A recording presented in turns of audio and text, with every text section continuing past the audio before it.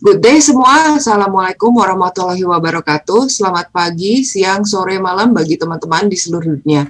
Selamat datang kembali di World Vaccine Update episode 11, hari ini Senin 5 April 2021. World Vaccine Update adalah forum sharing antar warga Indonesia di seluruh dunia, terbuka bagi semua kalangan yang ingin mengetahui lebih lanjut mengenai vaksin COVID dari berbagai sumber yang dipercaya dan dibantu oleh tenaga medis dari seluruh dunia. Pada acara ini, kami juga menghadirkan musik, di mana semua teman-teman yang ingin berpartisipasi melalui lagu juga dipersilahkan mengontak admin.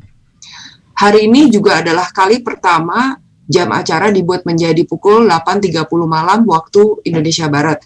Ini atas diskusi dengan teman-teman dari berbagai tempat, dan terima kasih bagi teman-teman yang sudah hadir dan terus hadir pada ngobrol kita. Bulan ini pada tanggal 21 April kita juga akan merayakan Hari Kartini. Karena itu kita juga mari menghargai jasa-jasa dan perjuangan Ibu Kartini, dan beberapa tamu kita adalah para Kartini masa kini. Redaksi mengucapkan terima kasih pada hari ini kepada Dr. Grace dari Rumah Sakit Immanuel, Dr. Teresia Monica, Pioneer Terapi Plasma Convalescent, Ibu Maria Darmaningsih, dan Ibu Ratri Anindya Jati, serta narasumber kita yang selalu hadir pada acara-acara kami, yaitu Bapak Dahlan Iskan. Sebenarnya topik hari ini mengenai terapi plasma konvalesen adalah juga saran dari Bapak Dahlan. Terima kasih Pak Dahlan. Sebelum kita memulai, saya izinkan saya untuk memperkenalkan tim dapur yang terdiri dari rekan-rekan di Indonesia, Eropa, dan Amerika Serikat. Yang pertama adalah video editor kita, yaitu Mas Adam dari Surabaya. Beliau ini belum 20 tahun. Mbak Vira dari Austria, itu yang belakangnya gambar kincir angin. Itu ya, merry-go-round. Lalu Mbak Siska dari Belanda. Mbak Siska hari ini tidak dapat hadir karena ada Paskah kedua. Mas Iwan dari Bekasi. Mas Didi dari Pittsburgh. Beliau ini bagian broadcast, nggak ada Mas Didi, kita nggak tayang. Mas Ben, tetangga jauh kami dari Fishkill, New York. Ada Mas James dan saya dari New York. Dan hari ini mewakili Kompas TV ada Mbak Yuliana Wen. Kami juga punya Board of Advisors bersama Bapak Adi Harsono dari Washington DC, Mas Iwan Kodar Himawan, Mas Wendy Putranto dari M-Block, dulu juga Pemret Rolling Stone, dan kakak kita semua, Dr. Liz Surahmiati Suseno dari RSCM. Nah, untuk mempersingkat waktu, saya akan memberikan kesempatan kepada Dr. Grace dan Mas James untuk ngobrol sedikit mengenai rekaman lilin kecil kali ini yang akan ditayangkan, karena ini dilakukan persis di tengah pandemi. Nah, bagi teman-teman yang baru hadir pada acara hari ini pertama kalinya, bahwa sebetulnya proyek ini itu diawali pada bulan Desember ya, ketika kami itu memproduksi lilin kecil bersama sahabat kami Mbak Audi dari Jerman, pemenang Voice of Germany. Nah, pesan yang ingin kami sampaikan adalah marilah kita semua menjadi lilin-lilin kecil untuk bersama-sama kita fight memerangi pandemi ini. Nah, waktu dan tempat saya persilahkan untuk Mas James dan Dr. Grace. Ya, terima kasih Mbak Lia dan semua teman-teman di seluruh dunia. Selamat pagi, siang, sore, malam. Good day. Pada kali ini seperti biasanya kita akan memutar lagu tema, lagu lilin-lilin kecil. Dan pada kesempatan hari ini ternyata lagu lilin-lilin kecil yang kita pilih itu dinyanyikan oleh teman-teman dari sebuah rumah sakit di Bandung. Sebenarnya ini udah kami lihat tahun kemarin. Kalau lihat tahun kemarin itu suasananya lebih mencekam. Makanya kami ingin ngobrol sedikit dengan yang sudah datang di sini, Dr. Grace dan mungkin beberapa teman-temannya ya. Selamat malam Jakarta. Mbak Grace di Bandung ya? Di Bandung. Oke. Selamat malam Bu Lia, terima kasih. Pak James, terima kasih. Ya, Mbak Grace, ini biasanya yang akan tampil nanti boleh menceritakan kenapa sih, bagaimana prosesnya waktu menentukan lagu itu, dan kenapa idenya sangat menarik di tengah-tengah lagu ini. Teman-teman dokter ini menampilkan semua kegiatannya dalam penanganan COVID pada saat itu ya. Jadi foto-fotonya tuh terasa betul sampai hari ini. Dan itulah sebenarnya misi kami, mengajak semua teman-teman untuk memerangi COVID dalam berbagai cara. Vaksin, plasma, dan sebagainya, ini sebuah cara untuk kita menghentikan COVID yang sudah membuat dunia mencekam. Jadi kira-kira Mbak Grace, gimana sih pada itu, karena saya buka pertama kali itu awal bulan Mei sudah ada itu filmnya, tahun lalu loh. Iya, betul. Terima kasih Mas James, izin share selamat malam, pagi, siang, sore untuk teman-teman seluruh dunia, Bapak Ibu semua. Terima kasih Rumah Sakit Immanuel Bandung bisa berpartisipasi dalam World Vaccine Updates ini. Dan sebenarnya di sini saya sudah menghadirkan, memang bintangnya bukan saya, tapi teman-teman rekan-rekan yang memang lebih jago untuk nyanyi, ya maksudnya gitu. Ya, saya handle sosial medianya, Mas James, gitu. Kita upload di YouTube Rumah Sakit Immanuel, begitu sehingga bisa dilihat silakan kalau misalnya mau lihat gimana sih artis Immanuel itu nyanyi. Ya, silakan. Yang nyanyi dokter semua Mbak Grace, atau ada perawat atau ada ya. Yang dokter ada yang versinya, cuma memang yang lilin-lilin kecil ini memang yang punya suara emas ya. Tapi semua suaranya bagus lah. Aduh, ya makasih banget ya. Ya memang mereka bagus kok. Aslinya juga memang bagus. Walaupun mungkin juga pasti ada proses editing di sana, tapi saya jamin Mas James, pencipta lagunya memang bagus mereka suaranya. Mungkin bagaimana proses lilin kecilnya ini, saya boleh biar mereka aja nih penyanyinya, apakah di waktu boleh. Karena lanjut aja. Karena kalau dokter bisa nyanyi, Pak Dahlan itu pernah merasakan fungsi dokter yang bisa nyanyi. Kata Pak Dahlan di episode-episode yang lalu, waktu dokternya nyanyi, tahu-tahu pisau bedahnya sudah masuk di dalam tubuhnya. Itu karena lagu loh. Jadi itu sangat besar. Ya. Kira-kira yang nyanyi itu siapa aja ya? Kalau bisa dikenalin, karena saya kagum loh sama dokter. Siap. Mereka rata-rata perawat, betul ya? Perawat mereka. Nah, perawat juga itu orang paling depan dalam COVID. Selama ini suka dilupakan loh. Yang versi dokter ada, Pak. Jadi bahkan dokter kami yang ciptakan lagu sendiri, kita semua dokter dan perawat juga ikut nyanyi. Cuma memang 90% emang dokter. Kalau yang lilin kecil ini, ya perawatnya. Memang ini perawat yang masuk seleksi kayaknya ya. Ini ada Bu Yusi. Halo Bu Yusi. Halo Mas James, Ibu Lia. Suaranya keren. Iya. Baru ngomong udah keren ya Mas. Udah bisa ikut Rumah Sakit Idol. Kalau saya sudah dieliminasi, suka nyanyi tapi sudah tereliminasi. Ada Pak Deddy Iya, mungkin bisa tampil. Pak Deddy, tolong di ini mungkin ada di sini juga ada Ibu Vera ya, Vera Rompis. Vera. Ya. Perawat juga. Perawat bedah ini rata-rata memang. Jangan heran ya, ini Rumah Sakit Immanuel tuh di Bandung. Ibu Monik juga di Bandung. Ini orang Bandung udah terkenal lah, suaranya bagus-bagus. Dan baik untuk selanjutnya Mbak Grace, teman-teman perawat dan semuanya bisa ikutin acara ini terus, karena kita tetap ini komunikasi seluruh dunia.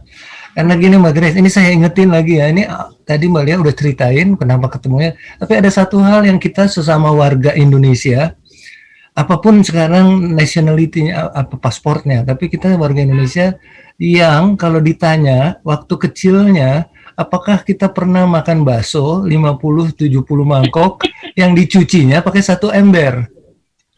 Pasti kita jawabnya iya. Sampai sekarang, nggak boleh. Itu berkah buat kita sekarang. Kenapa? Karena kita udah hidup tubuh dengan microbiology. Itu kira-kira Mbak. Jadi ikutin terus acara kita, obrolan santai, semua teman lah. Nggak kayak webinar lah. Jadi teman-teman dokter juga bisa ngobrol sama artis nanti, berputar-putar. Dokter-dokternya juga pada bisa nyanyi kok di sini. Ya, Bu Lia, kita bisa se-frame loh sama artis. Ya. Terima kasih. Oke, Mas Ben, kita dengar ya sama-sama Saya masih merinding kalau lihat filmnya teman-teman ini. Silakan Bu Lia, apa Mas Didi diputar.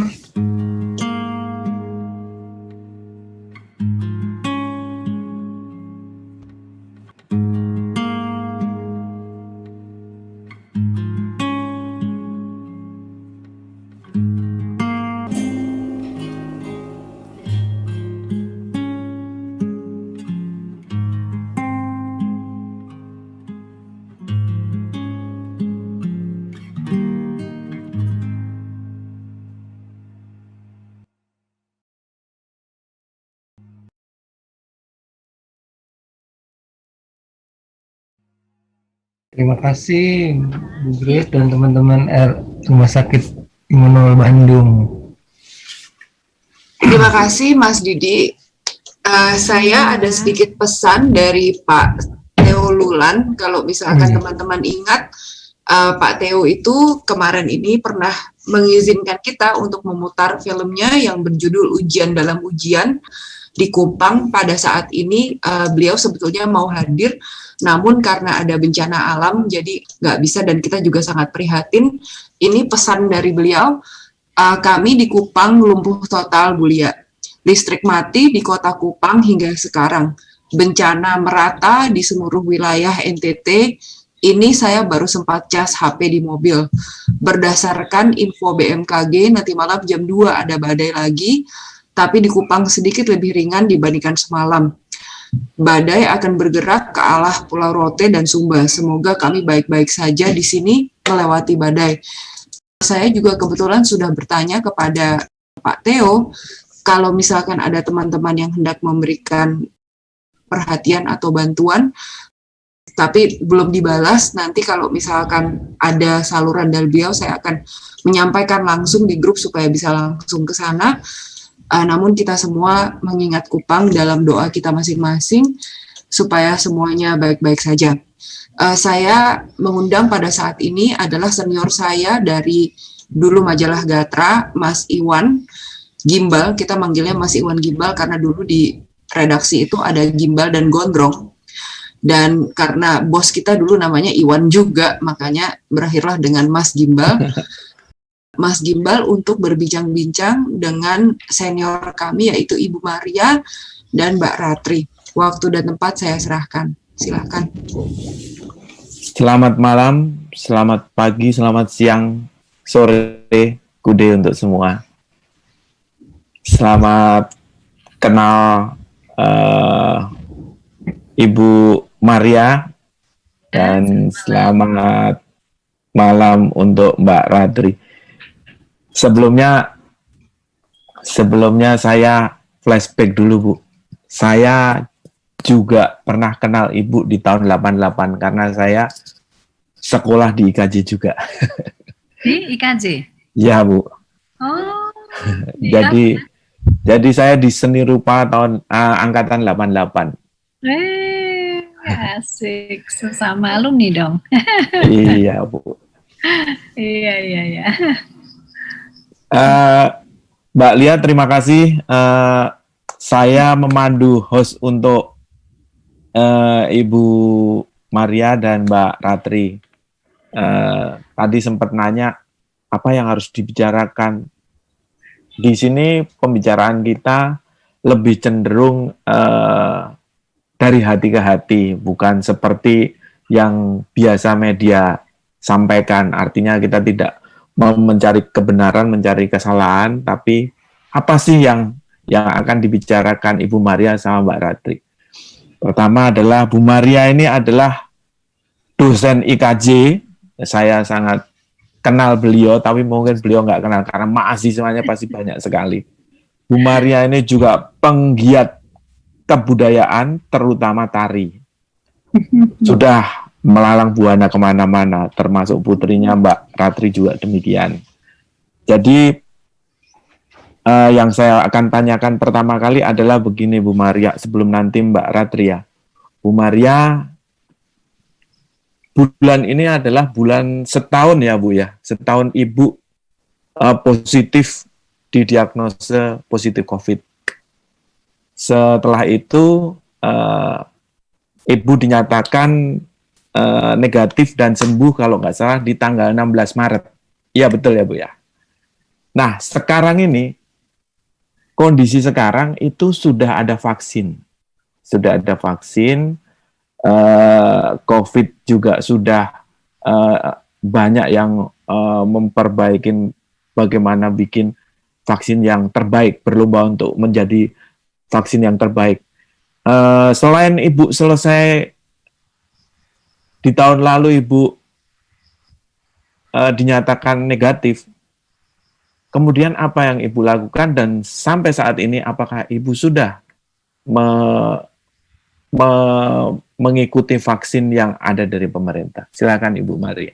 Ya, terima kasih. Terima kasih saya sudah diundang di sini. Senang untuk sharing, ngobrol ya, pengalaman aja. Ya, memang pengalaman dulu ketika kami melapor dan melaporkan ke pemerintah, maksudnya kami minta diperiksa khusus COVID, begitu, itu memang agak struggle juga karena saat itu semua orang belum, ya kita belum tahu ya, belum ada SOP-nya. Dan setelah tiba-tiba kita udah divonis COVID, itu juga memang apa ya, pengalaman yang luar biasa, kayaknya nggak terlupakan gitu. Dan ya luar biasa sih, dan akhirnya bersyukur, puji syukur, alhamdulillah bahwa akhirnya kita semuanya sembuh begitu. Nah setelah sembuh itu memang saya agak merasakan mungkin pengaruh yang sekarang disebut long COVID ya. Jadi untuk 3 bulan masih kadang-kadang agak lelah gitu. Kemudian rambut rontok, kemudian tiba-tiba suka keringat dingin, nggak jelas gitu. Jadi kalau saya mengalami itu ya saya terus istirahat. Tapi memang saya banyak terbantu dengan bertanam. Kami bersyukur bahwa saya punya lahan sedikit lah di kebun gitu. Jadi memang saya banyak bertanam organik. Saya mulainya memang 3 tahun yang lalu, tapi setelah pandemi itu memang bertanam menjadi salah satu pengungkapan atau ekspresi selain menari tentunya. Itu bergaul dengan tanah, dengan bertanam itu membahagiakan hati, dan saya rasanya juga imun saya naik, mempertahankan imun juga diantaranya selain tetap menari juga berkebun gitu. Nah kemudian saya sebetulnya sebulan yang lalu itu periksa atas anjuran dokter teman saya, coba deh Maria kamu periksa ini imun kualitatif gitu. Ternyata cukup tinggi, imun saya itu masih 234. Nah sebetulnya kalau lihat dari imun yang 234 itu standarnya kalau untuk menyumbang plasma darah itu 132 kan. Jadi saya sudah lebih sebetulnya. Tapi teman-teman ya, saya juga bicara sama teman-teman dokter, juga sahabat gitu. Lebih baik vaksin aja deh, soalnya kan nanti saya susah juga kalau mau kemana-mana selalu harus menunjukkan kalau saya negatif gitu kan. Akhirnya seminggu yang lalu saya vaksin. Dan karena saya pikir ya lebih baik untuk surat administrasi nanti itu pasti kita harus membawa surat vaksin itu kemana-mana gitu, pikiran saya nantinya gitu. Kemudian saya melakukan vaksin dan pengaruhnya ke badan saya tidak terlalu besar, ya ada sih ngantuk-ngantuk sedikit gitu, tapi enggak apa-apa sama sekali sekarang ya. Belum yang kedua, nanti yang kedua tanggal 27 April. Tapi saya melihat ini kayak gerakan nasional ya, luar biasa sih vaksin itu. Saya divaksin di Hang Jebat di bawah Kemenkes, dan itu saya sempat wawancara, paling nggak tanya yang petugas-petugas itu semua mahasiswa-mahasiswa yang masih muda dari Poli Kesehatan, ada yang dari Surabaya, dari Jogja, dari Solo, ada dari Universitas di Jakarta. Itu luar biasa sih, saya salut banget dengan ininya ya, memanage-nya dengan semuanya rapih dan bersih dan tertata, itu luar biasa.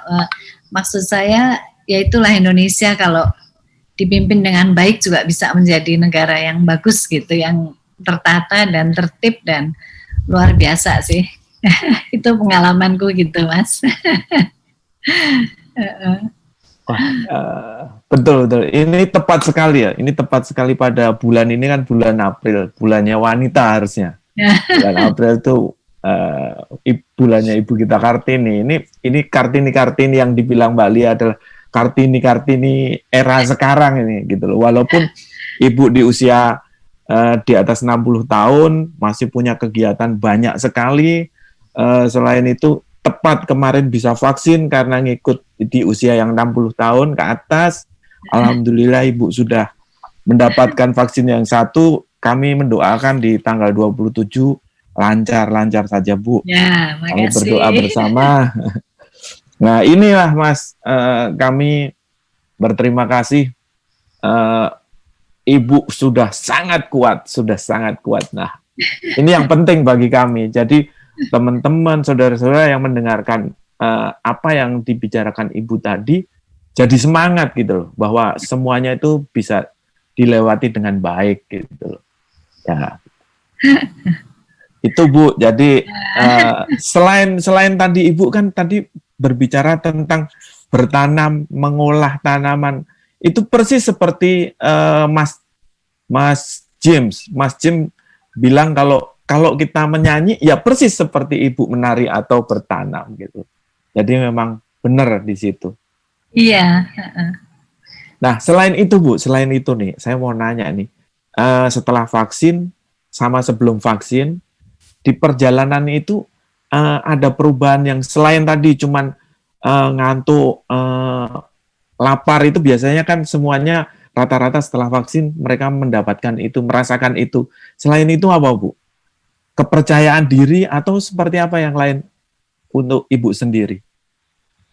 Sebetulnya kepercayaan diri saya itu muncul ketika saya lihat imun saya ternyata tinggi. Itu tiba-tiba saya pikir, wah gila ya, selama ini ngapain takut-takut gitu. Maksud saya gini, kan ada Dr. Indro Cahyono itu yang memang ahli virologi ya. Dari awal tuh beliau kesini juga ke rumah dulu waktu kami baru keluar dari rumah sakit. Dan sebetulnya beliau tuh memang banyak meneliti tentang virus gitu. Dan dia sudah bilang, ini harusnya jangan terlalu panik, jangan terlalu takut.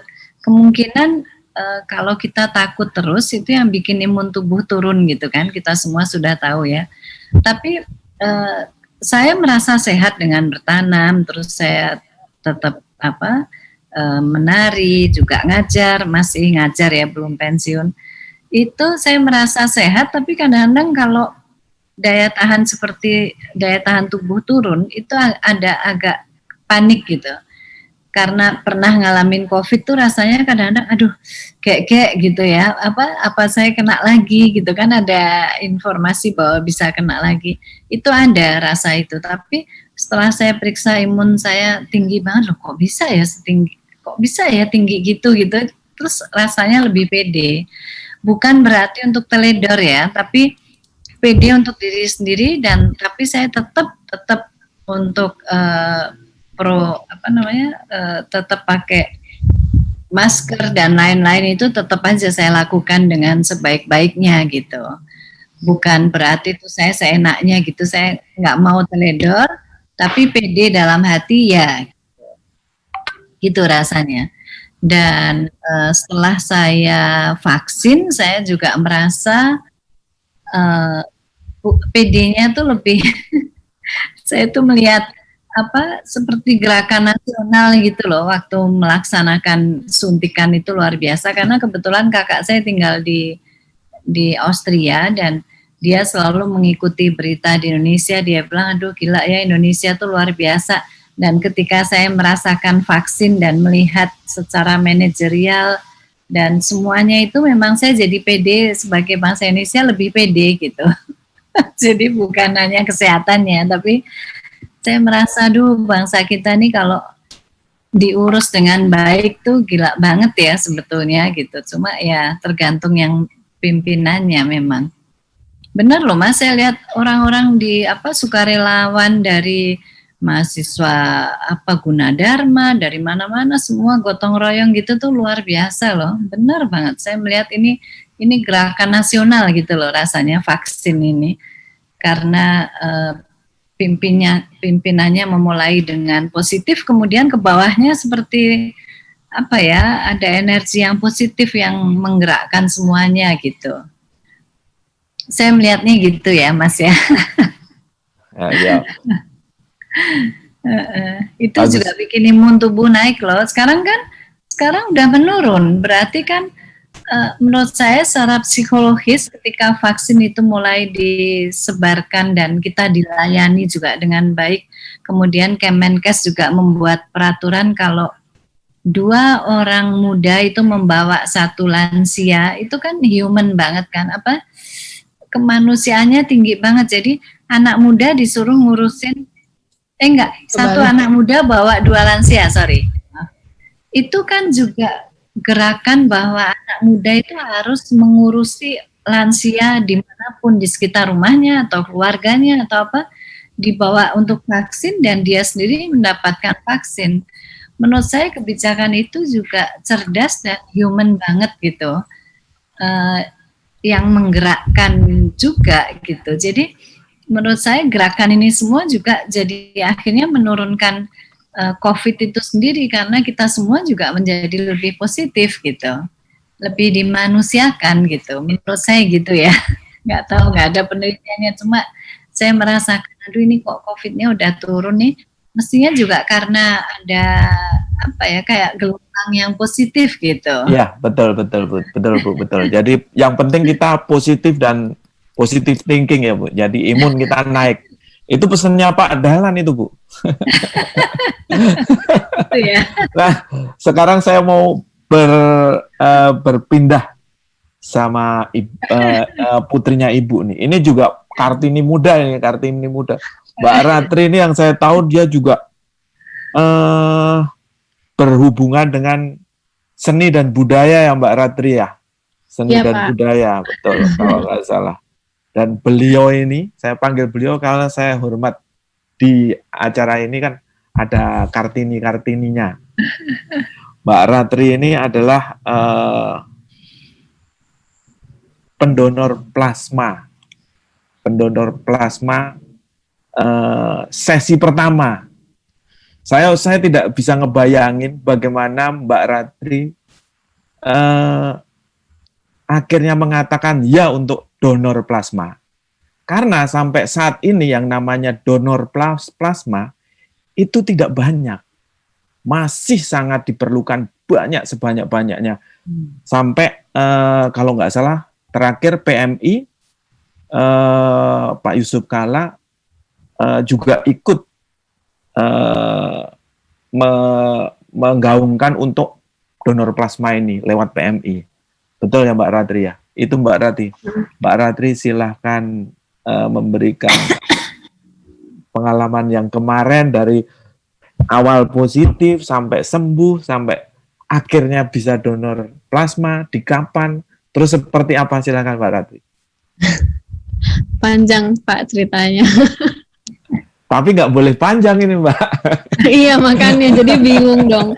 Mulai dan berhentinya di sebelah mana. Iya jadi waktu itu kan aku ingat pertanggal-tanggalnya sih mungkin nggak penting. Cuman intinya waktu itu kan pulang. Sebenarnya waktu itu aku domisilinya lagi di Wina di Austria. Terus diminta pulang sama keluarga untuk waktu itu hidup lagi susah lah untuk aku di situ gitu. Terus pulang untuk istirahat kembali dulu ke Indonesia. Cuman 6 minggu sebetulnya rencananya. Tapi lalu setelah landing 3 hari kemudian aku sakit. Terus aku langsung parno gitu waktu itu karena paranoid karena kan bukannya sudah dengar soal COVID sih, tapi sudah dengar soal COVID, tapi waktu itu di Wina karena hidupku lagi nggak enak, terus kebetulan flu itu dalam 1 kali winter, jadi dari musim dingin bulan September sampai Januari tuh aku sakit flu 3 kali di Wina. Terus pas pulang sini kan pengen ketemu teman-teman, keluarga, jadi aku betul-betul berusaha nggak mau sakit gitu. Tapi terus kemudian aku ngerasa sakit, lemes banget, tulang-tulang tuh rasanya patah-patah gitu. Pokoknya nggak bisa ngapain selain tidur. Terus aku udah mikir, aku bilang, Bu, aku nggak mau sakit, ayo kita ke klinik gitu untuk cek. Terus dibilanginnya memang ada infeksi virus, berkali-kali itu, selama seminggu itu dibilangin terus ada infeksi virus, tapi kan nggak ada prosedur ini ya, COVID. Jadi ya pikiran COVID jauh, tapi dalam hati feeling aku selama sakit seminggu di Depok nih di rumah, aku tahu nih ada yang salah gitu. Nih badanku bukan flu biasa, tapi aku nggak tahu itu apa. Terus otakku cuman bilang pokoknya harus bed rest, harus bed rest. Padahal demamku tuh maksimum cuman 37,5. Jadi aku kayak walking zombie gitu di rumah, cuman keluar dari kasur untuk makan pagi, nggak bisa ngerasain makanan juga, terus tidur lagi, bangun lagi untuk makan siang, udah gitu aja selama 7 hari. Di sisi lain, Sita adekku tuh udah batuk-batuk, mencret, menggigil, segala macem, dia parah banget. Ya kita sih kayak, ya udahlah namanya juga lagi sakit, dan dilalah Sita itu memang, ya unfortunately sih, dia memang sering sakit, jadi kita kayak, ya udah nggak apa-apa gitu di rumah aja dulu kan. Tapi terus kita cek ke rumah sakit Mitra Keluarga Depok, dibilangin lagi ada infeksi virus. Terus aku bilang, dokter aku tuh nggak pernah sakit, jadi ini aneh nih, saya udah demam seminggu nggak sembuh-sembuh gitu. Terus dia bilang, udah nggak apa Mbak, minum obat ini 2 hari lagi pasti sembuh gitu. Terus betul 2 hari kemudian aku memang sembuh. Sedangkan Sita adekku terus berlanjut sampai seminggu kemudiannya aku nganterin ibu dan Sita ke rumah sakit. Terus 2 hari kemudian mereka Diciduk. aku yang diciduk, Bu. Kalau mereka ditransportasikan dari Mitra Keluarga Depok ke RSPI Sulianti Saroso. Nah terus udah besoknya aku diciduk dari Jakarta Selatan, masuk ambulans, masuk RSPI Sulianti Saroso gitu Pak. Cuman yang sebenarnya cerita yang akhirnya kita menganalisa, jadi setelah bulan April atau Mei gitu, kan ada berita ya, mungkin nih Mbak Lia dan teman-teman di New York sama di California tahu bahwa apa sih dulu kalau nggak salah gubernurnya New York sama LA atau California gitu kan meminta jenazah-jenazah yang sudah meninggal di akhir Desember 2019 dan Januari 2020 yang dinyatakan meninggal karena flu untuk di badannya di otopsi ulang gitu ya. Terus ternyata sudah ada COVID di tubuhnya. Di New York ya. Ya di New York terutama. Nah waktu itu kan ributnya ini ya, flu Amerika gitu. Nah kebetulan Januari 2020 itu aku lagi ikutan fellowship di International Performing Arts Association gitu. Jadi ketemu sama orang dari seluruh dunia. Aku udah di New York, aku udah looking forward banget ke acara ini karena aku dibiayai sebagai orang di Indonesia gitu-gitulah. Jadi fellow dari acara itu. Terus hari kedua aku sakit. Dan sakitnya tuh aku sampai mau takut mati di hotelku sendirian di New York itu. Aku nelpon ibu nangis-nangis, terus nggak tahu harus ngapain karena panasnya, badannya tinggi banget sampai 38 lebih derajat, hampir 39, sampai akhirnya panitia konferensinya bawa aku ke dokter. Terus aku cuma bilang ke dokter, aku nggak tahu nih sakit apa, tapi lusa besoknya atau lusa gitu aku harus terbang balik ke Wina dan aku nggak bisa miss penerbanganku gitu. Terus dia bilang, iya ini ada infeksi virus gitu lagi. Pertama kali aku ini ada infeksi virus, dijajelin obat, besokannya aku terbang sampai di Wina. Nah karena di Wina aku juga udah mulai rasanya nggak enak ya, ini kok aneh gitu. Terus aku ke dokter lagi, terus dokterku bilang, ya mungkin kamu kecapean gitu, nih saya kasih antibiotik, coba bed rest 10 hari gitu. Nah jadi itu Januari, kemudian pertengahan Februari aku pulang ke Indonesia, terus Maret dinyatakan COVID. Tapi kan adikku kan menang lotre ya, kita bercandanya dia kan dapat angka 01 di seluruh Indonesia kan. Cuman jadinya kalau ingat cerita ini aku jadi mikir mungkin aku yang udah sakit, tapi ya kita kan nggak tahu ya apa itu Sita ketularan di Jakarta di mana, nggak tahu, atau aku yang masih pulang bawa virusnya terus aku terjangkit lagi. kayak kita nggak akan pernah bisa pinpoint gitu. Ya itu sih awalnya. Terus waktu itu bingung banget, kita kayak masa iya kita dari 270, maksudku Indonesia gitu ya, negara Indonesia, terus kita nomor 1, 2, 3 itu nggak masuk akal. Terus kan juga sebenarnya sudah ada orang-orang yang dicurigai COVID gitu kan, terus kenapa harus kita? Jadi waktu itu bingung banget, kayak percaya nggak percaya gitu. Terus kita mikirnya, ada teman-teman tuh yang bilang kayaknya keluarga lo dipilih sama pemerintah daerah, kayaknya emang dipilih aja gitu ya, nggak tahu ya alasannya, whatever it was gitu, intinya kita bertiga kayak dijedorin apaan nggak tahu. Terus ya bingung lah Pak, nggak tahu deh waktu itu gimana ya, sebenarnya marahnya tuh tingkat tinggi banget sih gitu, karena perlakuannya ke kita agak lumayan aneh gitu ya, banyak orang lah. Tapi kan terus lama-lama setelah kita mulai cerita gitu, ya banyak orang, terutama di hari, aku nggak tahu kalau teman-teman yang di sini tuh ngelihat waktu kita diajak press conference dengan baju kebaya itu tuh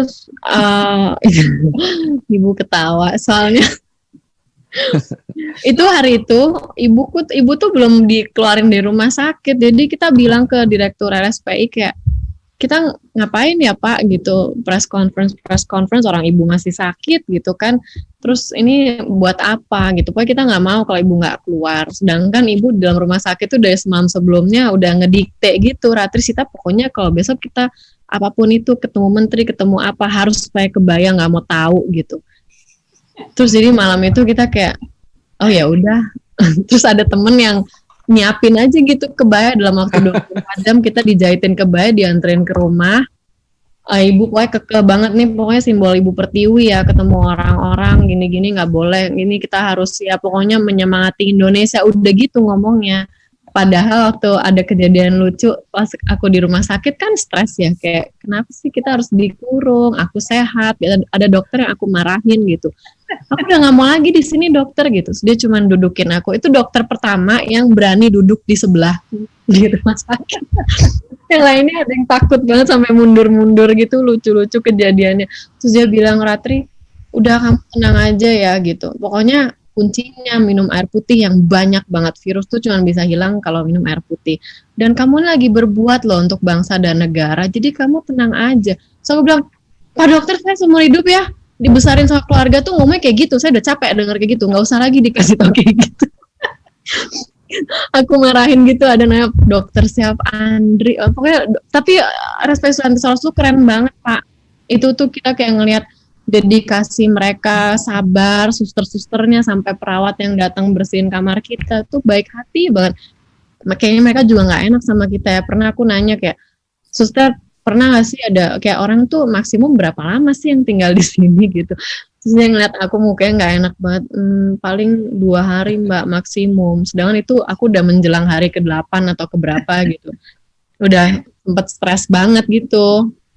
Ya udahlah, intinya kalau cerita gini jadi ketawa-ketawa, tapi sebenarnya waktu itu aku nggak tahu deh gimana cara manage mental health aku gitu sebenarnya ya, apalagi adik. Nah, semalam lagi gimana? Oh iya, terus Pak, ini jadi cerita lucu-lucu. Nanti akhirnya nyampe ke plasma kok sebentar ya Pak. Jadi tanggal 13 Maret aku sama Sita sudah dinyatakan sehat, terus boleh keluar. Terus aku bilang ke dokter yang ngasih tahu itu, dokter boleh nggak sih?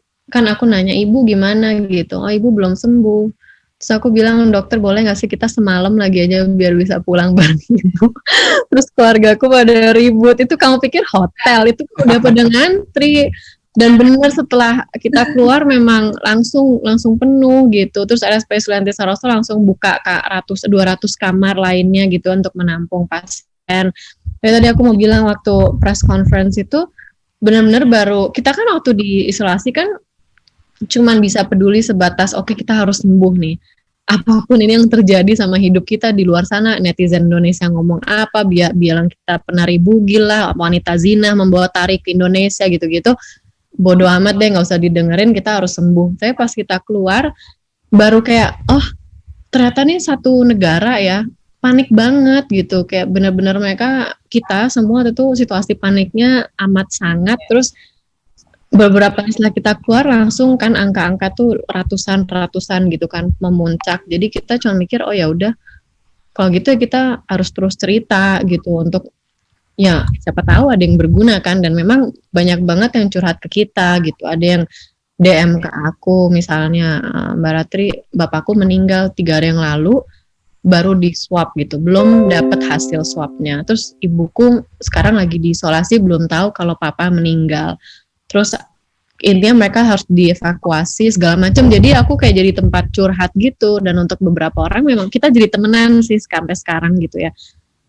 Jadi ya itu sih yang terus bikin kita cerita aja gitu, terus nyebarin positif mindset gitu. Nah terus setelah kita keluar itu dari RSPAD Gatot Subroto datang ke rumah terus bertanya gitu, kalian bersedia nggak ya donor plasma? Waktu itu aku sering lihat tentang Dokter Monica gitu kan risetnya, terus yang mendorong untuk plasma konvalesen itu dilakukan. Nah aku tuh yang nggak pernah seumur hidup, ini udah masuk umur 30-an dirawat di rumah sakit, belum pernah suntik apapun, belum pernah gitu, emang nggak pernah sakit. Diceritain kan donor plasma nih gimana sistemnya gitu. Ya Allah Pak, takut banget, nggak kebayang gitu. Donor darah pun nggak pernah bisa karena kita sekeluarga darah rendah, jadi nggak pernah datang untuk donor, nggak pernah bisa boleh gitu kan. Terus kita kayak aduh nih apaan ya? Apaan maksudnya, karena aku bukan orang medis ya, hidupku sangat jauh dari dunia medis, jadi nggak ngerti sama sekali kan. Cuman mereka nerangin gitu, terus darahnya nanti diambil plasmanya, terus darah merahnya masuk lagi. Ya denger gitu aja kayak ih kok seram gitu ya. Cuman waktu itu akhirnya kita dites darahnya, dan memang cuman aku yang eligible untuk mendonor. Ya udah, terus ya support keluarga sih kuat, dan budeku yang tinggal di Wina juga ya itu bagus aja sih kalau misalnya itu bisa jadi salah satu cara untuk bantu orang sembuh gitu ya, menaikkan imunnya. Jadi ya dengan informasi ya ala kadarnya waktu itu aku bisa gather gitu, ya aku iyain aja sih, nggak mikir panjang sebenarnya. Ini Pak Terawan sendiri yang minta kan, sebetulnya PMI minta, RSPAD minta gitu kan, gitu ya. Tapi akhirnya kami ke RSPAD karena merasa ya udah ini kan Pak Terawan yang minta gitu kan ya waktu itu ya. Iya. Enggak, kan beberapa yang enggak. Iya sih memang kayak agak diserbu gitu waktu itu. Agak diserbu dan kayak kita tuh kayak sumber gitu loh. Ya waktu itu bingung juga sih ya kita semua, jadinya prosesnya agak lama, akhirnya kita memutuskan bisa gitu kan Ratri ya. Sebulan kalau nggak salah. Sebulan setelah keluar. Ya, tapi itu Ratri sedikit aja sudah Ratri memberikan plasma, terus kita kayak diminta-minta terus kan, inget nggak Ratri? Iya. Ada komunitas agama gitu yang sedang panik karena pemimpinnya lagi sakit. Jadi suatu malam tuh aku terima kayak mungkin 15 direct message, 5 SMS, ada yang telepon, ibu pun juga ya, tiba-tiba telepon kita berdering aja gitu semalaman karena mereka minta darah plasma kita gitu. Padahal ya sayangnya kita darahnya juga nggak cocok sebetulnya, tapi ya waktu itu gitu panik ada panik, semua panik, banyak panik orang. Ya betul ya Mbak ya, emang kalau dari donor plasma itu kan ada syarat-syaratnya ya, syaratnya juga lebih dari 5, termasuk usia. Ibu Maria karena usia juga nggak bisa, misalnya gitu. Mbak Ratri jelas muda masih bisa dan memang sudah mendonорkan plasmanya ya. Saya rasa itu luar biasa. Ini sejarah yang tidak bisa ditinggalkan. Jadi bagi kita itu sebuah kekuatan sebenarnya untuk semua, bahwa semua itu kalau berdonor itu toh juga Mbak Ratri yang sudah berdonor pun sampai sekarang sehat, malah merasa memiliki sesuatu kan ya Mbak. Mbak Ratri berapa kali donor sekarang? Sudah berapa kali donor plasma? Cuman sekali Pak. Soalnya waktu itu mikir sih aku ini apa konsultasi dengan dokter di RSPAD dan RSPI Sulianti Saroso gitu. Aku bilang aku sebenarnya nggak apa-apa dokter, donor lagi sebaiknya gimana ya gitu. Tapi terus direkomendasikannya udah kalau udah ini jangan terlalu banyak gitu. Soalnya waktu itu aku dengar cerita ada yang memberi langsung banyak terus sempat jadi turun lagi imunnya gitu-gitu, Pak. Jadi aku ya lagi-lagi aku kan nggak kurang ngerti ya. Jadi aku sebatas selalu kalau ada apa aku konsultasi aja gitu. Rekomendasinya apa aku ikutin. Gitu, Pak.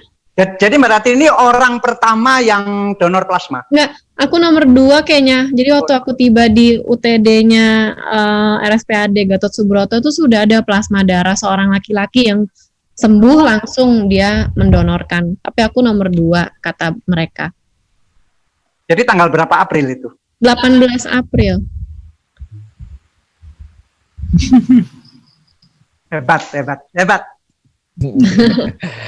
Sebelum kita sampai kepada narasumber kita hari ini yaitu Dr. Teresia Monica, saya ingin mengucapkan selamat datang yang pertama kepada om saya Bapak Rudi Sunggoro, lalu kakak saya dari Beijing Mas Zain yang juga nanti akan memberikan sedikit keterangan mengenai bagaimana di vaksin itu udah ada ininya, ada tanda dari HP, jadi bisa kemana-mana kalau di China. Lalu ada kakak saya juga, Dr. Farah dari Mataram, lalu kakak saya lagi, Dr. Mia, Dr. Irmia Kusuma Dewi, dan ada Pater Max dari Meksiko, ada Mas Gatut, terima kasih Mas Gatut karena selalu hadir, dan ada kakak saya lagi, kakak saya banyak, jadi saya bahagia nih. Ada Dr. Ali Al-Katiri, dan juga ada dokter-dokter lainnya yang tadi udah hadir, dan ada adik saya Mbak Arlin. Nah, untuk mempersingkat waktu, sekarang saya persilahkan Mas Ben untuk ngobrol dengan Dr. Monica dan Bapak Dahlan Iskan. Terima kasih. Terima kasih Bu Lia. Apakah suara saya kedengaran? Kedengaran Mas Ben.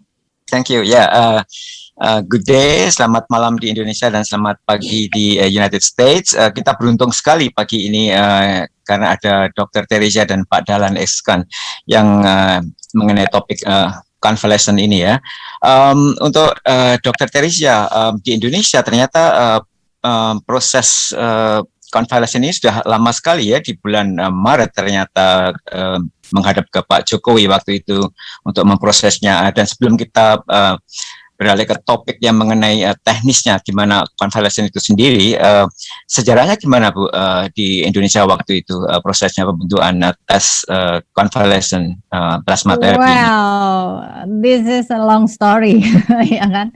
And you can call me Monique, Dr. Monique. Okay, yeah, Dr. Monique, thank you. Ya, jadi waktu tanggal 18 Maret 2020, memang saya memberanikan diri ya untuk menulis surat kepada Presiden Jokowi. Saya ingat banget, saat itu saya di dalam suratnya itu memohon supaya terapi plasma konvalesen atau convalescent plasma therapy ini dijadikan salah satu alternatif bagi pemerintah untuk sebagai terapi ya, sebagai terapi alternatif terapi bagi pasien COVID-19. Pada tanggal 18 Januari 2021 terjadilah pencanangan gerakan donor plasma konvalesen nasional yang dibuka oleh Wakil Presiden Bapak Ma'ruf Amin, dihadiri oleh perwakilan dari BNPB karena Pak Doni kalau nggak salah waktu itu sedang keluar ada bencana atau apa itu waktu itu di luar Jawa. Kemudian juga ada kepala atau ketua PMI Bapak Yusuf Kala, kemudian Pak Muhajir, Menko PMK, kemudian juga perwakilan dari Kemenkes dan Menristek juga hadir, serta Bapak Airlangga Hartarto. Tujuan saya cuma ingin menolong rakyat dan pemerintah. Dan dengan seizin Dr. Linda, saya juga berusaha memberikan edukasi dan setelah diskusi juga, dan saat ini sudah terdistribusikan 27,000 bag of plasma konvalesen. Jadi 27.000 kantong plasma itu sudah didistribusikan di seluruh Indonesia. 3 daerah utama Yang nomor 1 itu saya sangat bangga banget tuh. Saya ngomong sama Pak Dahlan Iskan juga. Pak, ini Surabaya nih luar biasa, keren banget itu. Nomor 1 itu penyediaan apa donornya, gerakan donornya ya kan. Distribusi plasmanya juga hebat sampai bisa ngebantu ke yang lain. Yang nomor 2 tuh Sidoarjo, kebayang nggak? Sidoarjo. Saya pernah sampai datang ke unit donor darahnya di PMI itu Sidoarjo, luar biasa.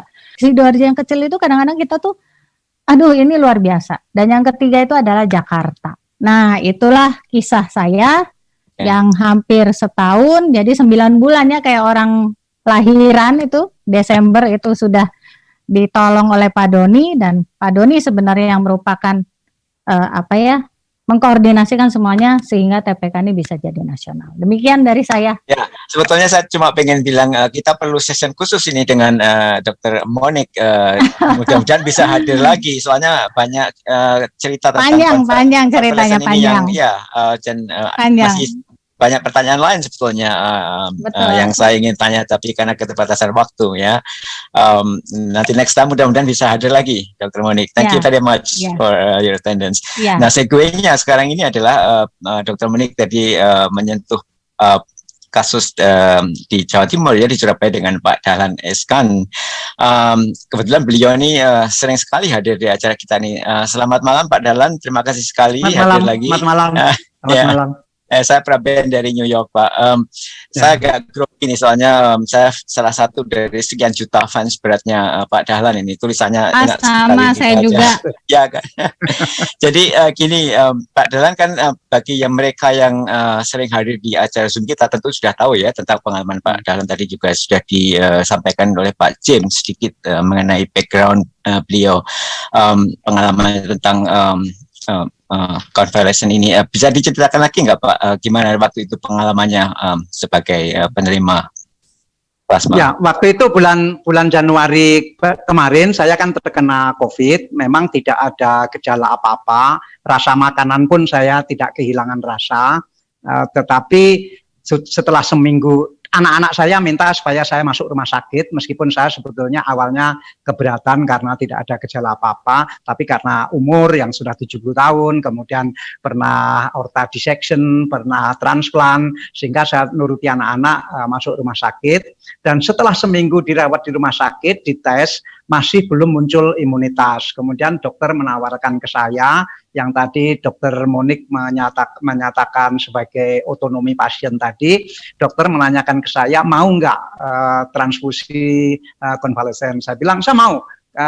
Meskipun awal-awalnya di bulan Mei, Juni itu saya baca banyak artikel, banyak dokter yang menentang, yang mengkritisi konvalesen ini, dan saya agak terpengaruh juga waktu itu. Tetapi karena ini menyangkut hidup dan mati, maka saya bilang sama dokter, lakukan. Kalau memang itu aman dan ya dijamin aman, maka langsung dilakukan. Kemudian 2 hari kemudian dites, ternyata muncul imunitas saya dari konvalesen itu. Dokter bilang, Pak Dahlan ini sudah muncul dari transfusi konvalesen tadi, Pak Dahlan sudah muncul imunitasnya. Begitu. Ya sudah, kemudian saya begitu keluar dari rumah sakit, saya minta dicarikan nomor kontaknya Dr. Monik. Saya ingin nulis tentang konvalesen ini, dan akhirnya saya nulis 2 kali yang cukup panjang, dan saya menghadiri acara-acara ketika ada masyarakat Surabaya melakukan donor konvalesen ini.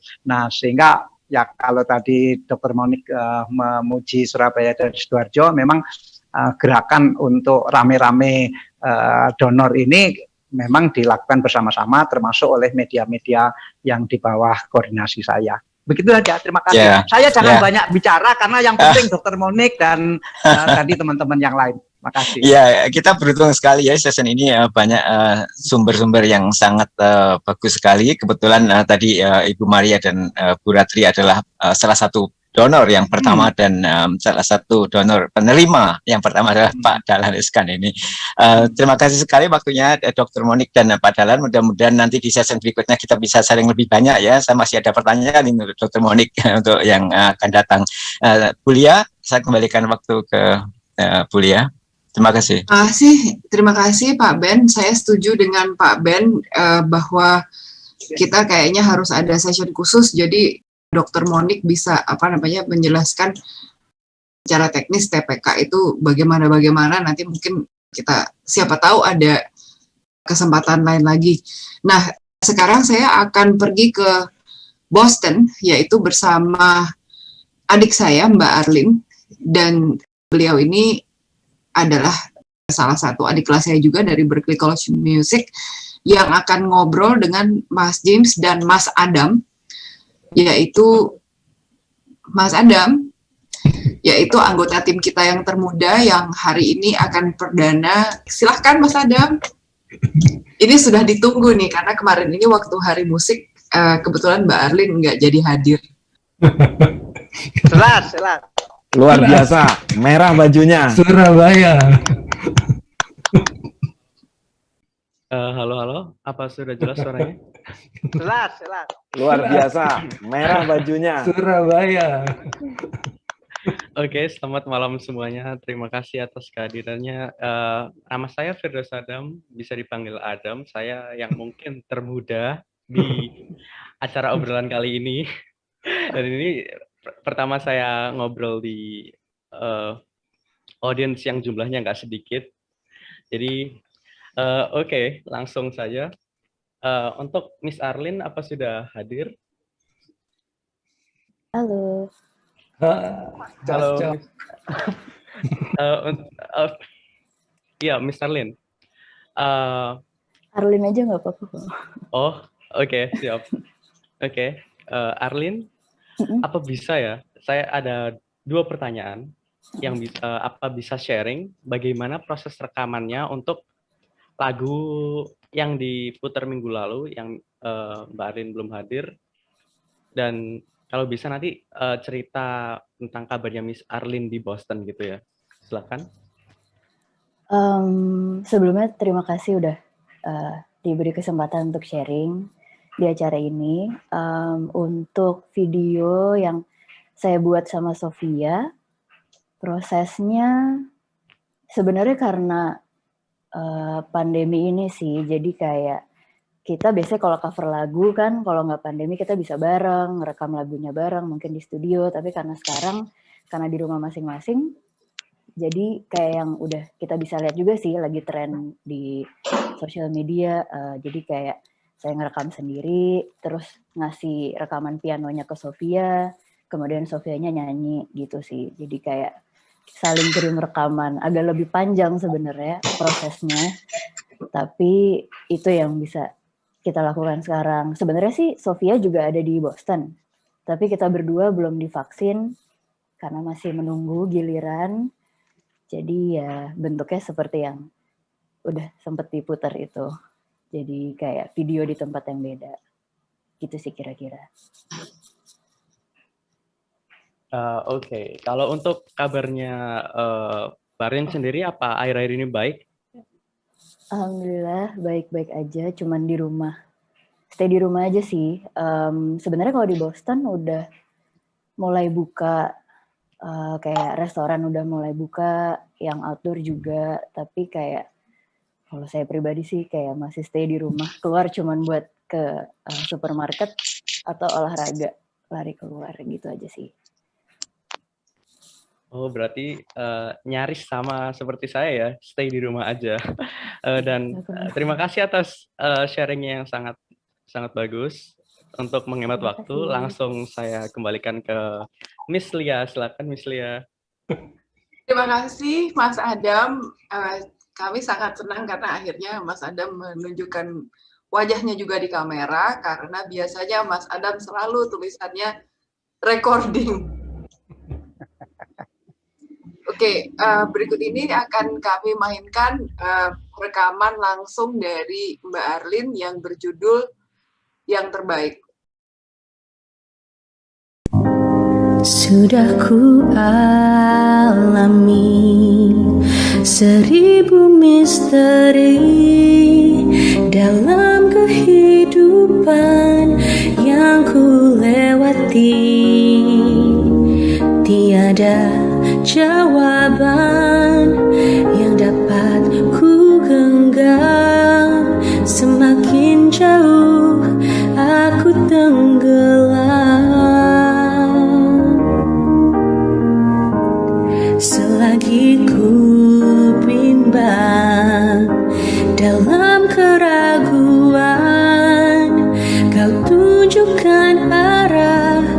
jalan yang benar, hingga ku tak lagi ragu untuk melangkah, menyibak rahasia yang kan datang terlalu lama. Aku mencari kepastian diri yang telah tersembunyi, hingga kau datang memberi arti. Kaulah yang terbaik bagi diriku. Oh, kaulah yang terbaik bagi diriku.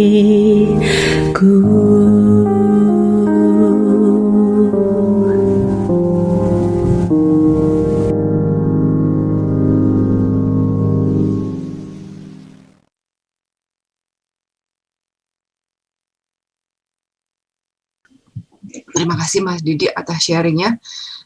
Dan kalau gitu ini sekarang kita akan masuk ke bagian question and answer ya.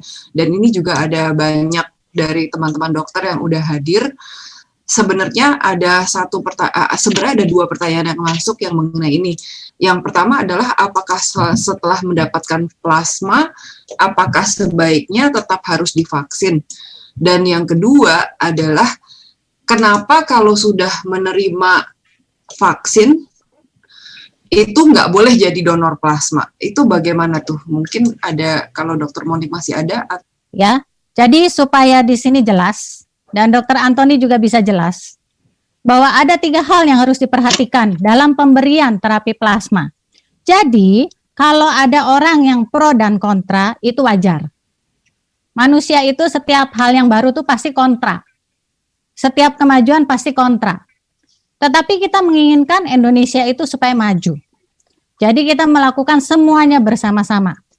Dan saya selalu memberikan edukasi kepada semua orang bahwa terapi plasma ini dapat dikombinasikan dengan yang lain. Kita perlu tahu 3 faktor penting. Dan sebagai peneliti, tentunya dokter juga harusnya tahu bahwa there is 3 important point in convalescent plasma therapy. First, the dose. You should know the dose. Second, how many time you should know when you must give the convalescent plasma. And third, you must know the level of antibody. And not only the antibody, but the neutralizing antibody. There is 3 important points that we have to know. So we can make the convalescent plasma therapy can give the optimal result. So that's the point. Jadi di sini kita harus memberikan convalescent plasma therapy tanpa menghilangkan faktor-faktor komorbid. Kalau misalnya kita tidak bisa bilang convalescent plasma therapy is the only one. I give you convalescent plasma therapy, tomorrow you can bisa lari-lari. No. Tapi kita harus tahu waktunya kapan. Dosisnya bagaimana? Berapa kali? Kadar antibody atau neutralizing antibody yang berapa yang harus kita berikan? Kalau kita cuma ngambil plasma tanpa memperdulikan kadar antibodinya, selesai itu pasien. Kalau kita cuma bilang, ini pasien sudah kritis, but we have to know, the basic principle of convalescent plasma therapy is, the antibody in the plasma has a function to eliminate the virus, not to fix the damaged organ. Jadi antibody di dalam plasma itu, fungsi utamanya adalah untuk eliminasi virus, bukan memperbaiki kerusakan organ yang terjadi. Jadi semuanya harus dikombinasikan sesuai kondisi pasien. COVID sedang, COVID berat, COVID kritis. Oke, Lia. That's all from me. Terima kasih Dokter Monik, terima kasih Dokter Antoni. Thank you very much. Inilah ya bagaimana kita menangani COVID. Kalau misalkan kita ingat ya dari waktu awal-awal bulan Maret 2020 ketika New York itu baru aja lockdown dan semua orang juga tidak mengetahui sebetulnya apa yang baik, obat apa, terapinya seperti apa, ini seperti apa, dan sepertinya riset dan semuanya akan terus dapat menyelamatkan hidup kita semua, dan semoga juga COVID itu bisa akhirnya berakhir dari dunia ini. Nah, sekarang saya akan berangkat ke Austria kepada kakak saya, Ibu Elvira Hassler, yang juga salah satu dari teman kita yang merupakan penggagas grup ini, dan Mbak Vira itu akan berbicara dengan teman-teman dari Beijing. Mungkin kita bisa langsung awali dengan Mas Zain ya, karena ini juga informasinya sangat menarik, karena juga ada Pak Jauhari, dan mungkin Mas Didi bisa diputar kali ya sedikit videonya mengenai apa sih yang terjadi sesudah kita dapat divaksin di China. Mas Zain, apa udah on, Mas? Sudah, bisa dengar suara saya clear? Bisa, bisa dong. Oke, saya coba share screen ya. Sebentar. Jadi ini, oke, kelihatan ya videonya ya? Oke, gambarnya kelihatan ya. Oke, ini silahkan Mas Zain mungkin diterangin ke kita apa nih yang apa yang terjadi di sini nih. Jadi selamat malam Bapak Ibu sekalian. Jadi kebetulan salam hormat untuk Pak Dahlan Iskan. Kebetulan ada juga Pak Dubes Indonesia untuk China, Pak Jauhari. Selamat malam, dan Bapak-Bapak sekalian. Juga Pak Adi Harsono. Salam ketemu kembali Pak, teman lama. Jadi saya hanya men-share sedikit. Kebetulan saya sudah mendapat vaksinasi, termasuk grup pertama lah dari foreigner. Begitu kebijaksanaan untuk foreigner untuk mendapatkan vaksinasi di Cina dibuka. Jadi saya minggu lalu, tepatnya hari Rabu kemarin, mendapat vaksinasi di daerah Sunye District ya. Jadi prosesnya cukup cepat dan prosesnya juga sangat simpel. Jadi kita cukup membawa paspor ya, langsung ke klinik ya di daerah Sunyi, dan kita menunjukkan paspor tersebut. Setelah itu langsung kita divaksinasi. Karena kebetulan saya bersama istri, kebetulan yang ada di foto yang dilampirkan adalah foto istri saya. Jadi kita diminta menandatangani form ya, jadi ditunjukkan vaksinnya, validasinya, dan consent form yang harus kita tandatangani. Juga setelah kita mendapat vaksinasi, karena di sini semua data kesehatan kita itu diregistrasi dalam health kit code ya. Jadi setiap kita kemanapun kita selalu dipantau. Jadi masuk ke mall, masuk ke office, kita harus menunjukkan health kit code. Sebelumnya health kit code itu berisi data-data PCR kita. Nah, setelah kita divaksin, otomatis data vaksinasi kita akan muncul di health kit code ini.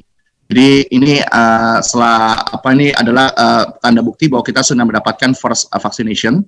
Jadi nanti 3 minggu berikutnya setelah kita mendapatkan suntikan dari dosis yang kedua, nanti semuanya akan berubah jadi green. Jadi bahwa kita akan mendapatkan tanda bukti bahwa kita sudah menyelesaikan vaksinasi. Dengan vaksinasi ini kita akan sedikit lebih mudah traveling. Jadi sebelumnya kita memang terus terang saya sendiri pindahan dari Amerika, dari Houston, baru mendarat di Beijing itu sekitar November tahun lalu ya. Jadi cukup mengalami karantina ya, benar-benar karantina itu 2 minggu, benar-benar saya terpisah di ruangan yang terpisah bersama istri ya, jadi tidak boleh saling bertemu, tidak boleh keluar dari kamar. Jadi benar-benar semuanya makanan semua disuplai ke dalam kamar gitu ya. Jadi begitu tiba di bandara langsung digiring masuk bus, dari bus langsung transfer ke hotel. Setelah itu kita benar-benar di karantina selama 2 minggu dan harus mendapatkan PCR test selama beberapa kali untuk memastikan kita benar-benar bebas dari virus. Nah, setelah PCR testnya itu kita dapatkan, kita nanti harus mengisi namanya health green code gitu ya, yang seperti tadi ditunjukkan. Nah, itu adalah kartu tanda kesehatan ya. Kemana-mana kita masuk mall, kita harus selalu men-screen ada barcode yang harus kita scan, dan itu otomatis mengeluarkan health kit code tadi, yang menunjukkan bahwa kita sudah melakukan PCR dan kita negatif daripada COVID-19. Nah, jadi kira-kira itu semua akan pantau dari health tadi, karena masuk office, dia masuk mall, itu harus selalu scan barcode. Nah, itu kira-kira itu. Nah, mudah-mudahan sih sudah. Vaksinnya apa, Tim? Vaksinnya apa? Vaksinnya? Saya dapat Sinovac, Pak. Dapat Sinovac. Ya, Sinovac. Jadi kebetulan dapat Sinovac, ya mudah-mudahan akan dengan setelah vaksin saya dengar kebijaksanaannya akan lebih mudah ya sementara ini untuk bisa traveling. Saat ini karena Cina masih lockdown ya untuk foreigner tidak bisa masuk gitu ya. Mungkin untuk warga negaranya masih bisa masuk. Mudah-mudahan dengan adanya setelah divaksin ya akan lebih sedikit mudah lah untuk bisa traveling keluar dan masuk kembali dari ke Cina. Kira-kira itu. Silakan kalau ada pertanyaan yang mau ditanyakan. Ya. Terima kasih Mas James. Ya, silakan. Oke, silakan ya. Silakan. Enggak, ini baru saja saya sebelum kita ke Mbak Adi dari Texas, ini mungkin bisa disambung langsung dengan Pak Dubes kita, Pak Jauhari yang sedang karantina karena baru mendampingi Menlu, Mendak, dan Menteri BUMN yang ketemu partner di sini.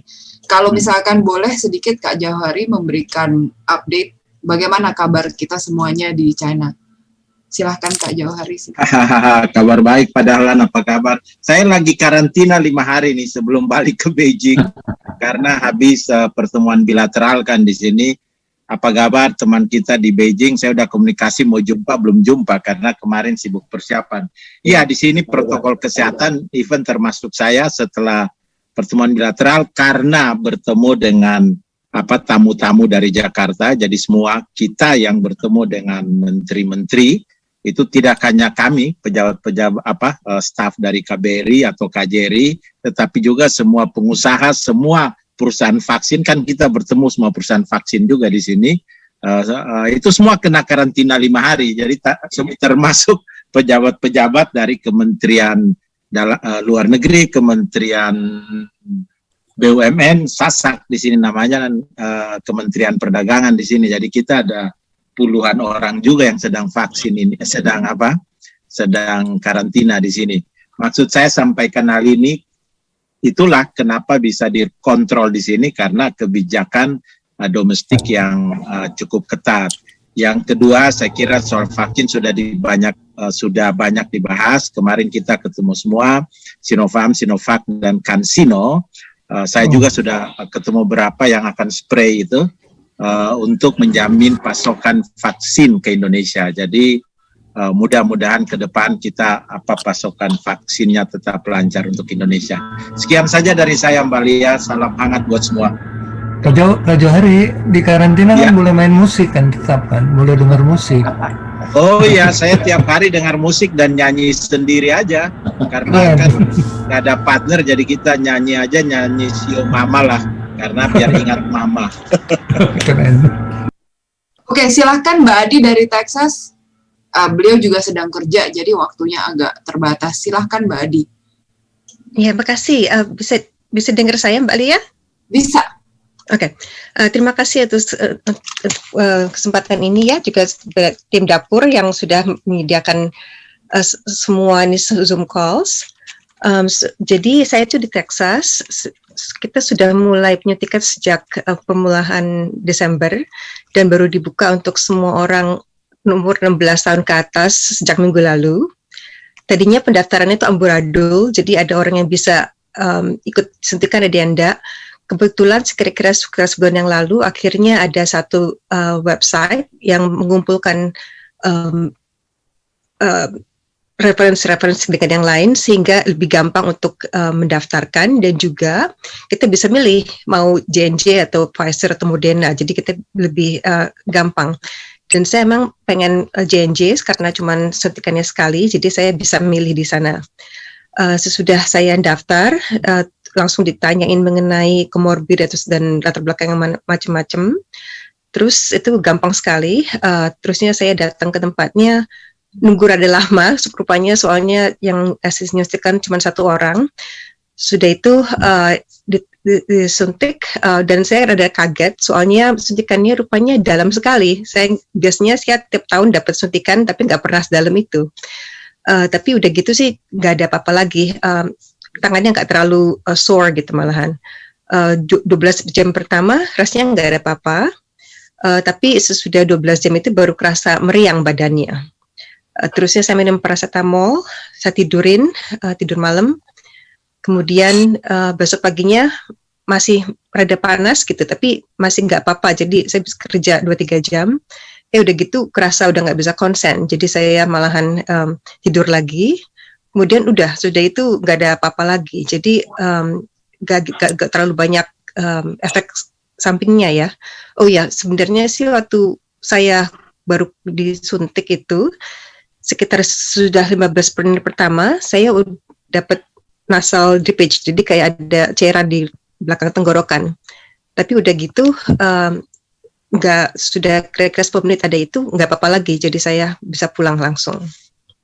Jadi nggak banyak macam-macam side effects-an itu. Dan rupanya setelah saya baca-baca, rupanya dari yang disuntik J&J, yang meriang itu cuma sekitar 16%. Jadi sebenarnya itu sedikit sekali yang dapat seperti itu. Terima kasih Mbak Adi. Itu J&J itu pada saat divaksin itu gimana? Rame nggak? Antriannya gimana? Itu banyak sekali. Soalnya mungkin baru minggu itu dibuka untuk semua orang dewasa dan 16 tahun ke atas. Makanya mungkin banyak sekali orang yang datang ke tempat itu. Tempatnya juga kebetulan itu kliniknya kecil sekali. Jadi karena nggak ada tempat buat orang menunggu ya, jadi rada beludak gitu. Oke, terima kasih Mbak Adi atas ini ya, atas testimonialnya. I know that you are at work. Jadi terima kasih juga karena udah to go out of your way to actually do this gitu ya. Makasih Mbak Adi. Sekarang saya akan terbang ke Jakarta untuk bertanya ke kakak saya Bang Taka Mantik. Bang Taka, gimana Bang? Ceritain dong, udah 2 kali nih ya ceritanya. Kalau kata Om Hari Sabar udah jadi Batman kita semua. Silahkan Bang Kakak di-share gimana prosesnya dan apa ada side effect. Selamat malam, selamat pagi, selamat siang semuanya. Ya, saya sudah 2 kali vaksin. Pertama tanggal 2 Maret, yang kedua tanggal 30 Maret. Sampai hari ini sih nggak ada efek apa-apa ya. Masih biasa-biasa aja, normal. Hari pertama, hari kedua aja agak ngantuk. Tapi setelah itu enggak. Sekarang udah seminggu, besok seminggu vaksin kedua. Yang concern saya satu ya, ada beredar di Jakarta terbanyak yang tidak mau divaksin. Nah itu yang harus kita bujuk. Nah kalau bisa teman-teman yang dari Jakarta jauh bujuk bahwa vaksin itu bagus, vaksin itu baik untuk kita semuanya. Karena survei menunjukkan hampir 30% untuk Jakarta tidak mau divaksin ya. Karena alasannya apa? Nggak ada alasannya. Saya baca di beberapa lembaga-lembaga survei itu. Justru itu harus kita yang sudah vaksin 2 kali atau 2 sekali harus bisa membujuk masyarakat-masyarakat yang tidak percaya ini, yang tidak mau divaksin. Karena mereka itu masih belum terbentuk antibodi yang begitu ya, dokter. Ya, saya rasa ini aja testimoni saya.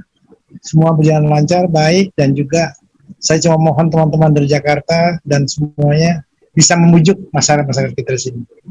Terima kasih Mbak Lia, Mas James. Terima kasih Bang Taka atas sharingnya. Ini Bang Taka ini juga salah satu orang yang selalu saya tanyain kalau misalkan ada agenda atau misalkan ada topik-topik yang perlu dibahas. Ini Bang Taka juga is really our sounding board in this program. Makasih Bang Taka. Bagus. Programnya dia bagus. Ya harus tunjang dong. Terima kasih Bang Taka. Saya akan ke New York untuk ke Mbak Yovana. Mbak Yovana, habis itu baru kita ke Dr. Fetty. Oke, terima kasih Mbak Lia. Terima kasih. Selamat malam buat Indonesia, selamat pagi buat New York, dan selamat siang buat yang lainnya. Puji Tuhan, saya sudah 2 kali vaksin. Yang pertama Maret 11 jam 8.30 di Cityfield. Itu karena kebaikan bos saya yang mendaftarin. Sebenarnya buat umur saya belum boleh. Tapi bos saya ada dia bisa. Dan juga suami saya sudah. Kalau buat suami saya lama, sampai 2 jam di Elmhurst Hospital.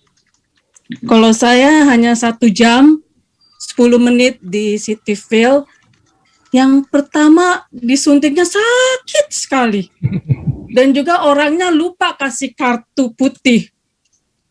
Yang kedua kali tanggal 2 April saya balik, orang itu tanya, mana kartu putih kamu? Nurse-nya nggak kasih surat, saya bilang. Puji Tuhan yang the second nurse, orangnya baik, dia cari info, hanya saya dapat kartu buat pertama, yang buat kedua. Malah yang kedua nggak sakit, tapi besoknya sakit kali tangan saya, pegel, tapi puji Tuhan nggak ada panas, hanya pegel aja. Terus anak saya bilang, minum Advil mami. Minum Advil, ya puji Tuhan masih pegel dikit, tapi nggak apa-apa. Ya saran saya kalau vaksin mendingan pakai tangan pendek supaya nggak buka baju-baju. Saya lihat sudah saya pada buka baju. Jadi kalau vaksin mendingan tangan kiri, celana tangan pendek gitu. Yang kedua hanya 20 menit saya vaksin waktu, karena saya sudah vaksin hanya suruh tunggu 15 menit. Nggak boleh langsung pulang, nggak boleh. Dia tunggu itu, dilihat itu. Karena di papernya itu ada ditulis jam-jamnya. Oh, jam 7.15 kamu baru boleh keluar gitu. Kalau nggak dikasih pulang. Dia tunggu, dia lihat itu. Itulah kalau New York kayak gitu. Terima kasih. Terima kasih Mbak Yohana atas sharingnya dari New York. Dan sekarang kita akan kembali ke Jakarta, yaitu ke Dr. Fetty. Tadi kebetulan ada salah satu pasien beliau yang memberikan sedikit testimonial, cuma orang yang nggak bisa hadir, namun akan diwakilkan secara singkat oleh Dr. Fetty. Saya persilahkan. Iya, ini ada pasien yang tadinya dia sudah dapat vaksin 1 dan vaksin kedua.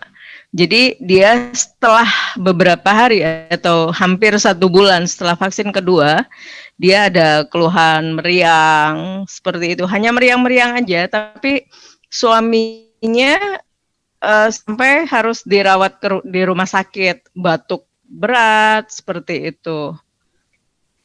Jadi dari sini kita bisa lihat bahwa yang divaksin itu memang bisa terinfeksi virus, tapi dia gejalanya ringan saja. Tapi kalau dia bisa menularkan ke yang lain itu saudaranya atau keluarganya yang belum divaksin. Jadi gejala itu bukan perawatan di rumah aja. Jadi kalau kita sudah signalnya terganggu nih Bu Fetty.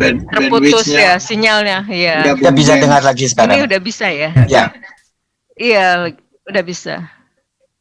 Oke, jadi beliau itu sudah mendapatkan vaksin yang kedua. Jadi dia terinfeksi itu setelah 3 minggu vaksin kedua, hampir sebulan. Jadi di dalam keluarganya suaminya belum divaksin dan anak-anak juga belum. Jadi saat terinfeksi suaminya sampai memerlukan perawatan di rumah sakit, batuk berat, demam tinggi, anaknya juga begitu.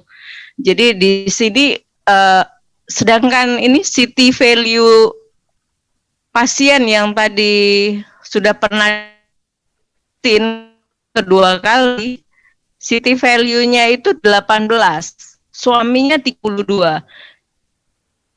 Yang 18 ini jalannya saja, nggak ada keluhan apapun, sementara suaminya membutuhkan perawatan. Jadi dari situ kita bisa menangkap buat semua kita yang sudah divaksin tetap menjalankan protokol kesehatan dengan baik. Oke, karena sekarang waktunya juga sudah habis ya. Kita akan berjumpa lagi minggu depan di jam 8:30 malam, dan topik minggu depan adalah old and new, jadi maksudnya old and young maksud saya. Jadi minggu depan itu akan ada narasumber kita yang dari teenager yang sudah mendapatkan vaksin, yaitu ada Mbak Kintan dari Philadelphia salah satunya, dan yang tertua adalah ibunda dari sahabat saya, Ibu Titi Van Houten, dan juga ada ibunda dari sahabat saya satu lagi adalah Mas Omen. Nah, kebetulan dua ibu-ibu kita ini akan juga berulang tahun pada bulan April.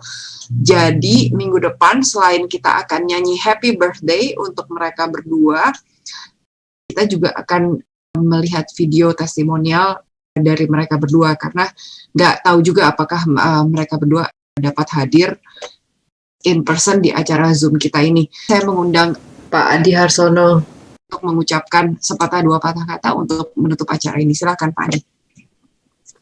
Terima kasih semuanya, bagus sekali acara ini juga tepat waktu. Terima kasih, senang sekali bisa ketemu Pak Johari di di Fujian ya, yang lagi karantina. Pak Adi kok tambah muda aja. Terima kasih. Terus ada Pak Dahlan yang selalu setia mengikuti dan memberikan nasihat atau pendapatnya. Saya senang sekali bahwa program ini bisa berjalan lancar dan banyak yang bisa ikutin. Dan hari ini banyak dokter yang seperti Dokter Monik dan Dokter Anthony yang memberikan sharing, dan pro kontra itu sudah normal, bagus sekali. Saya coba ingin ingatkan bahwa setelah vaksin mungkin lain kali kita akan masuk ke topik mengenai imunitas atau antibody ya. Misalnya kemarin saya ketemu Pak Dubes kita atau sekarang Menteri kita, dia cerita bahwa setelah divaksin sekian lama dia punya antibody dites cuma 37. Jadi dia pribadi agak khawatir apakah perlu dapat booster lagi gitu lah. Ya, karena cuma 37. Kita sampai sekarang kan kita belum pernah bahas apa sih antibody itu dan apa sih angka-angka yang bisa diterima dengan baik. Mungkin para dokter di sini bisa mempersiapkan, memberi pencerahan kepada kita pada episode-episode berikutnya. Karena kalau seorang pejabat bilang dia cuma 37, dia tidak agak khawatir bahwa dia kurang bisa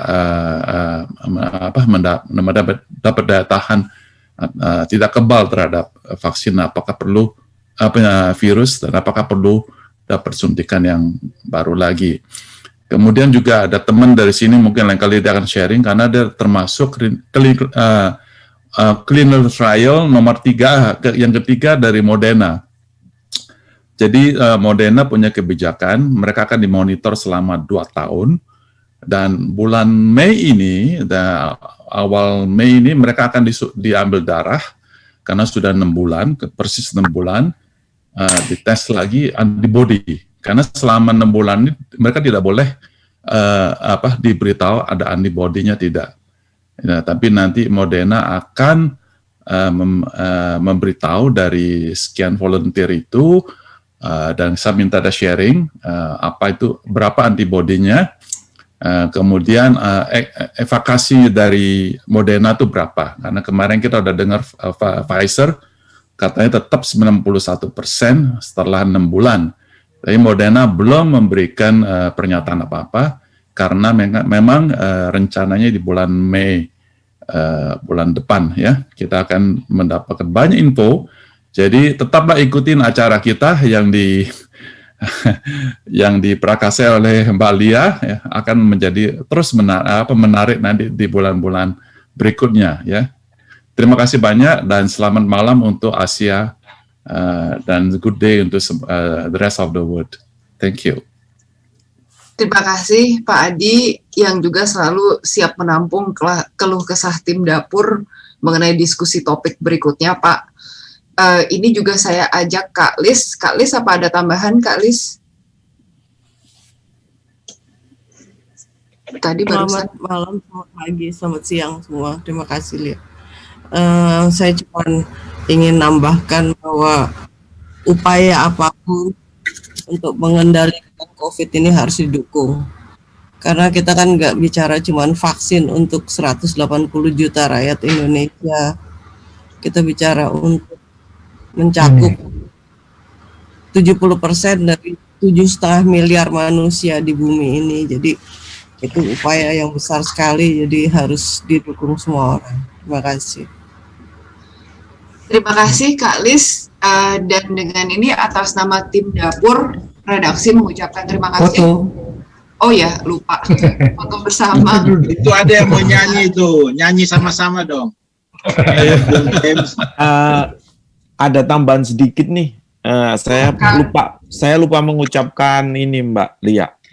Siap. Mbak Ratri Anindya Jati ini tahun lalu tuh masuk 10 Women of Year-nya Howard Indonesia ya Mbak ya. Wah, selamat Mbak. Kartini, betul. Itu Kartini itu.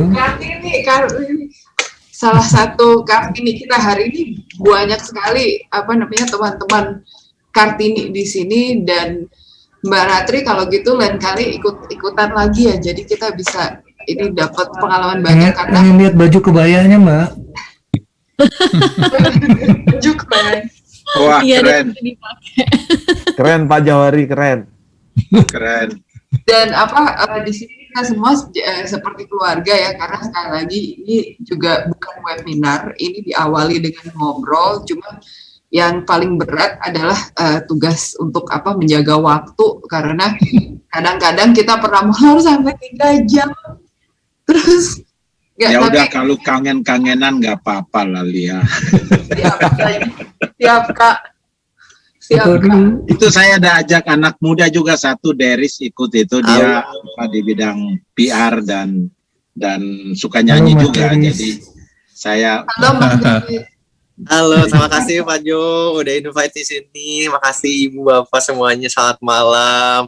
Mohon maaf telat masuk juga, tapi menarik banget tadi bahas tentang vaksin dan COVID-19 sharingnya.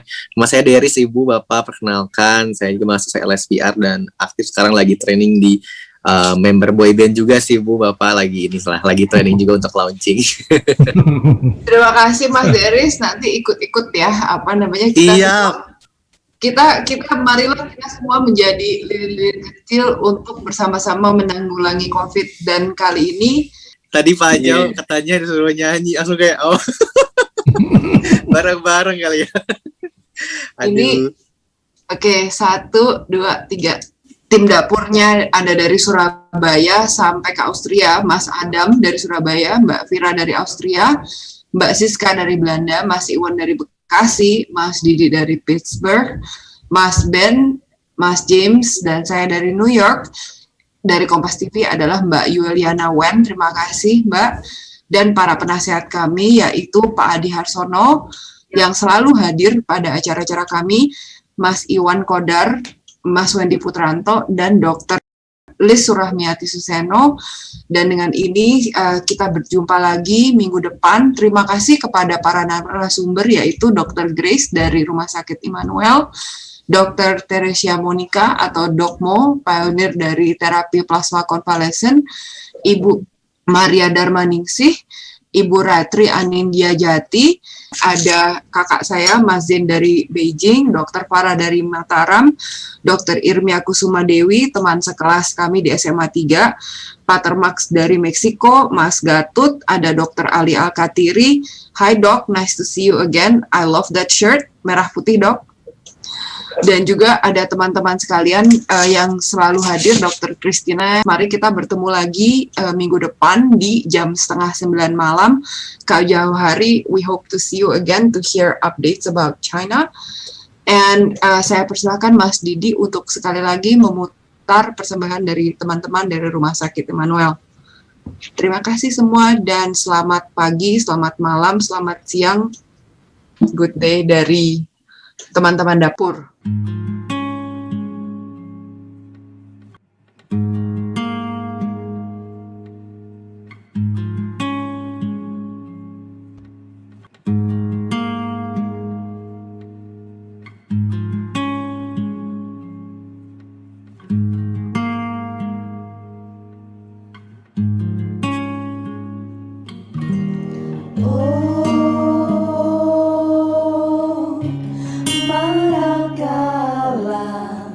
Mentari tua lelah berpijak.